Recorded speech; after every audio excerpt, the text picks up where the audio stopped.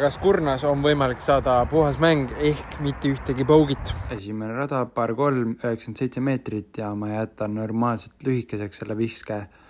Lähenemine vaatame kohe, kuidas läheb. Täitsa okeilt, mitte kõige parem, aga täitsa tehtav ja putin ilusti ära. Nice. Ja see on. Pargitud.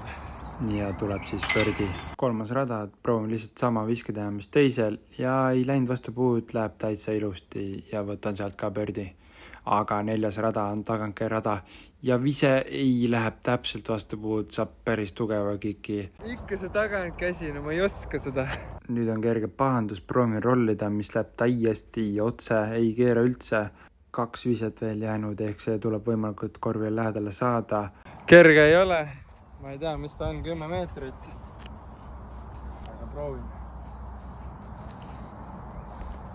Ai, paha. Nojah, kurne 4. Ja see video sai läbi.